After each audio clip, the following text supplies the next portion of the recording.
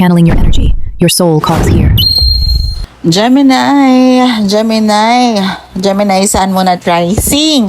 O kahit may strong Gemini placement ka sa birth chart, ito ang angel number mo for this week. At handa ka na ba? At unahin na natin ang 1717 dahil ito ang energy na nagsaset ng tone ng reading mo ngayon. Huminga ka muna ng malalim, 1, 2, 3 at habang humihinga ka, pansinin mo kung ano talaga ang nasa isip at puso mo ngayon. Ang 1717 ay may energy ng independence, soul mission, learning, healing at time alone. Pero hindi ibig sabihin nito na kailangan mong i-isolate ang sarili mo o talikuran ang mga taong mahalaga sa'yo at mas malalim ang message nito. May mga pagkakataon na kailangan mong umatras na kaunti para marinig mo ulit ang sarili mong thoughts. So Gemini, sanay kang maraming iniisip ng sabay-sabay, maraming possibilities, maraming options. Minsan kapag masyadong maraming boses sa paligid mo, pati sarili mong intuition, nahihirapan kang marinig. Ayan. At kaya kung nitong mga nakaraang araw o linggo parang may pause, parang hindi gumagalaw ng kasing bilis ng gusto mo ang isang bagay, huwag agad isipin na walang nangyayari. Minsan ng katahimikan ay bahagi mismo ng process. May mga bagay na kailangan mong pag-isipan ng mas maayos bago ka gumawa ng desisyon. Hindi lahat ng delay ay rejection at hindi rin lahat ng mabilis ay opportunity. At sandali lang, adjust natin ang camera. Ayan. Ayun nga, hindi rin lahat ng mabilis na opportunity ay para sa'yo, Gemini. At pinapaalalahanan ka na bumalik ka muna sa sarili mong judgment. Ano ba talaga ang gusto mo? Ano ang goal mo? Ano ang ginagawa mo dahil gusto mo talaga? At ano ang ginagawa mo dahil natatakot kang maiwan, ma-disappoint ang ibang tao o mawalan ng opportunity? At dito pumapasok ang energy ng soul mission. Saglit, adjust again. Ayan, okay na ang ating view. Okay, Gemini, hindi naman kailangan napakalaking purpose agad. Minsan ang soul mission mo sa isang particular na season ng buhay ay matutong gumawa ng desisyon na hindi nakabase sa approval ng ibang tao. Matutong maghintay, matutong mag-observe, matutong sabihin na kailangan ko munang pag-isipan ito. At Gemini, may healing energy rin dito ha. May parte sa'yo na maaaring pagod na sa paulit-ulit na cycle, paulit-ulit na pag-iisip, pag-a-adjust, pag-aalala o pagkuha ng responsibility na hindi naman talaga sa'yo. Kaya kung kailangan mo ng alone time, gamitin mo ito para mag-reflect, hindi para parusahan ng sarili mo. Tanungin mo ang sarili mo, ano ba ang gusto kong buuin para sa sarili ko? Ano ang kailangan kong matutunan bago ako pumunta sa next level? Ano ang choice na magiging tama para sa akin kahit walang ibang pumapalakpak? At isa pa, Gemini, may message dito tungkol sa aspiration. May pangarap kang hindi pa tapos, maaring matagal mo nang iniisip pero hindi pa nagmamaterialize sa timing na gusto mo. Huwag mong i-interpret agad ang mabagal na progress bilang failure. May mga season talaga na mas tahimik ang movement dahil may inaayos muna sa foundation. Kaya habang hinihintay mo ang next movement, maghanda ka, matuto, mag-research, ayusin ang finances, ayusin ang priorities, ayusin ang sarili mong strategy. Dahil ang waiting period ay hindi necessarily wasted time. At ngayon, Gemini, punta tayo sa money energy ng Gemini. At ang nakikita ko rito ay isang energy ng uncertainty, emotional withdrawal at confusion sa direction.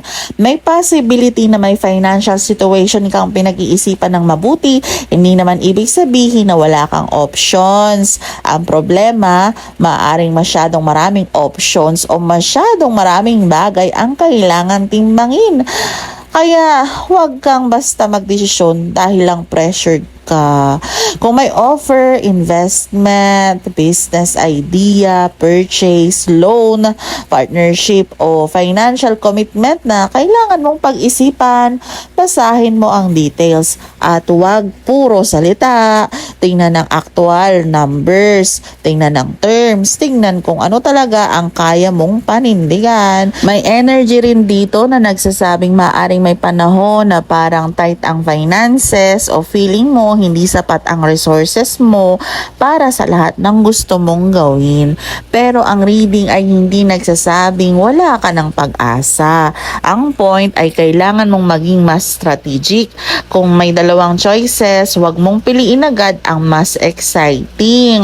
Tanungin mo alin dito ang sustainable, alin ang mas realistic na return, alin ang hindi ako ilalagay sa mas malaking financial pressure. May isa pang mahalagang energy dito tungkol sa pagbitaw sa isang financial pattern. Maaring may gastos, commitment, arrangement o paraan ng paghawak ng pera na kailangan mong baguhin. Hindi necessarily overnight, pero kailangan mong maging honest sa sarili mo tungkol sa kung saan napupunta ang energy at pera mo. At may magandang side rin ang reading. May potential na magkaroon ng mas stable na arrangement pagkatapos ng period ng uncertainty. Pero kailangan muna ng balance, patience at tamang judgment. Hindi ito energy ng instant money ha. Mas nakikita ko itong energy ng pag-aayos ng foundation para mas maging stable ang finances. Kaya kung nag-resonate sa iyo ang message, kunin mo ang bahagi na makakatulong sa iyo at iwan mo ang hindi. Hindi kailangang pilitin ang reading para mag-fit sa situation mo. At reminder lang Gemini, hindi ako unang nagme-message sa inyo. Kung may gusto kayong private reading, kayo ang unang mag-message. At kung may taong gumagamit ng pangalan ko o nagpapanggap na ako at unang kumukontak sa inyo, mag-ingat po kayo. For private reading, siguraduhin ninyo na tama ang account na kausap ninyo at huwag basta magbibigay ng personal information o pera sa hindi ninyo na verify. So Gemini, kung Sun, Moon, Rising ka o may strong Gemini placements ka sa birth chart mo, tignan mo kung alin dito ang tumatama sa current energy mo. At Gemini, alam kong inaabangan mo ngayong linggo ang love energy reading. Kung ikaw ay single, may relationship, complicated, married, separated o may taong nasa isip mo, pakinggan mo muna ang buong reading bago mo i-apply sa situation mo. Ang unang energy na lumalabas dito ay tungkol sa emotional disappointment at maraming iniisip. May possibility na may isang connection na hindi nagbigay sa iyo ng emotional satisfaction na inaasahan mo. Maaring may mga bagay kang hinintay, mga tanong na hindi nasagot o isang situation na hindi naging exactly the way you imagine it. Pero Gemini, may importanteng distinction dito. Hindi lahat ng nararamdaman mong loss ay nangangahulugang na nawala na talaga ang lahat. Minsan, ang pain ang nanggagaling sa expectation. May possibility na mas nakatingin ka sa kung ano ang hindi nangyari kaysa kung ano ang nandyan pa ngayon. At kasunod nito, lumalabas ang energy ng maraming possibilities pero hindi malinaw kung alin ang totoo at alin ang imagination lamang. Sa love, ito ang kailangan mong bantayan. Kapag kulang ang communication, napakadaling punan ng isip natin ang mga blanks. Bakit hindi siya nagme-message? May iba ba? May feelings pa ba? Bakit parang nagbago? Pero kung wala pang actual conversation o concrete evidence, huwag mong gawing fact ang isang possibility. Gemini, gamitin mo ang natural mong ability na mag-observe. Pero huwag hayaang maging overthinking ang observation. Kung may partner ka, maaaring kailangan ng mas malinaw at balanced na communication, hindi yung puro tanong. tanong. Hindi rin puro silent treatment. Sabihin kung ano ang kailangan mong malaman, sabihin kung ano ang nararamdaman mo at bigyan din ng space ang kabilang side na magsalita. May energy rin dito ng emotional distance. Maaring ikaw mismo ang nangangailangan ng space para maintindihan kung ano talaga ang gusto mo sa relationship. At okay lang naman yun ho. Hindi lahat ng alone time ay break up energy. Minsan, kailangan mo lang munang bumalik sa sarili mo para malaman kung nagmamahal ka ba dahil genuinely happy ka o nananatili ka dahil natatakot kang mawalan. Para naman sa mga single Gemini, may warning tungkol sa pagiging attracted sa possibility kaysa sa actual person. Baka may taong maraming potential sa isip mo pero kailangan mong tingnan kung consistent ba talaga ang actions niya. Words are information, actions are evidence. Kaya wag mong i-base ang buong emotional decision mo sa promises, mixed signals, o assumptions. At kung may past connection na pumapasok sa isip mo, wag agad gumawa ng conclusion na may mangyayari. Ang reading ay nagpapakita ng emotional processing at choices. Kung may communication man, tingnan mo kung ano ang actual na nangyayari, not what you hope will happen. Para naman sa may existing relationship, may kailangan kayong i-balance. Possible na may difference sa expectations, priorities, time, or emotional needs. Ang solution dito ay hindi agad drastic decision. Una, tingnan kung kaya pang ayusin through honest communication and consistent effort.